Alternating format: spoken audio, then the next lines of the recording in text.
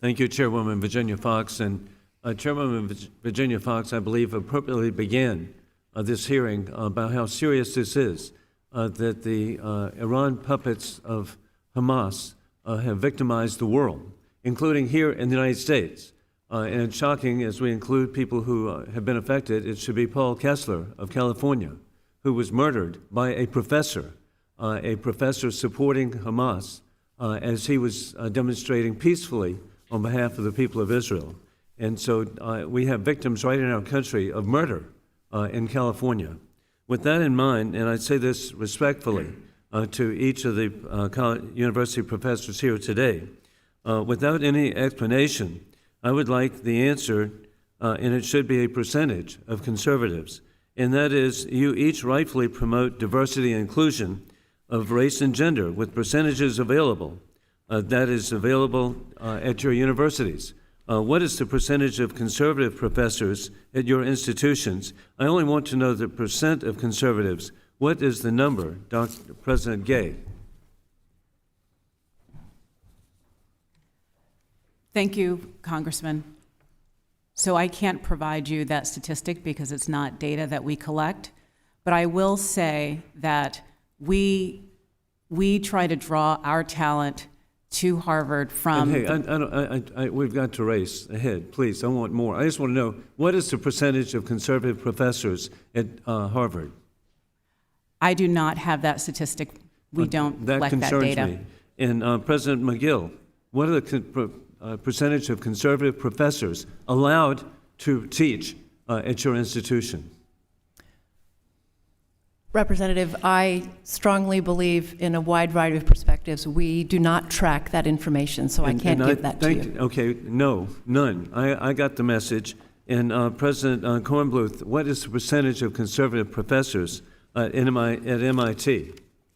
We do not document people's political views, but conservatives are welcome to teach on our campus. And I think this is so sadly and shamefully revealing that there's no diversity and inclusion of intellectual thought. And the result of that is anti-Semitism. And you can study with government money all you want to, Doctor, but it's due to illiberalism that has taken over the country. And you might look into that when you get your next government grant. With that in mind, the barbaric mass murder on October 7th by Iran puppets Hamas invading Israel, trained by war criminal Putin, has shockingly revealed that many college campuses are sickeningly anti-Semitic. This is defending the maniacal Hamas agenda. The Hamas agenda is in their covenant of August 1988. I hope you read it, because it says in Article 7, I'll take you, you don't have to read the whole thing, kill the Jews. What that means is death to Israel, death to America. And to have that presented is disgusting. Sadly, college campuses have descended from coveted citadels intellectual freedom to illiberal sewers of intolerance and bigotry. Diversity and inclusion are a George Orwell 1984 implementation, as we see, excluding conservative thought. The solution for closed-minded intolerance on campuses is obvious: to liberate academia from denial of free speech, respecting the First Amendment. There should be diversity and inclusion of more conservative academics overcoming today's blatant discrimination. With that in mind, Dr. McGill, I've received questions from really wonderful students at the University of Pennsylvania who are in a state of shock about the state of the university. And you say the university has introduced a plan to combat anti-Semitism, yet we hear of more incitement and intimidation of Jewish students at Penn. Do you understand that having policies means nothing if you don't implement them? And how many students or faculty have been removed or disciplined under your policies? What is the average time for action on student conduct or other policies?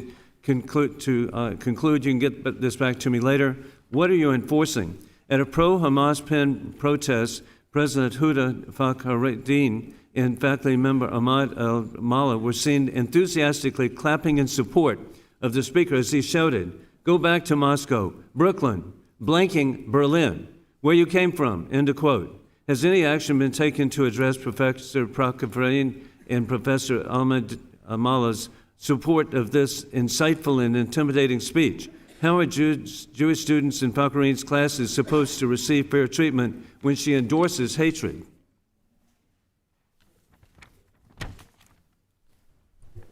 And I'll introduce that. And also, I'm going to conclude by another question. How in the world can y'all now have a class on resistance literature from pre-Islamic Arabia featuring a person who is with the terrorist organization PFLF? We'll present this to you. Thank you.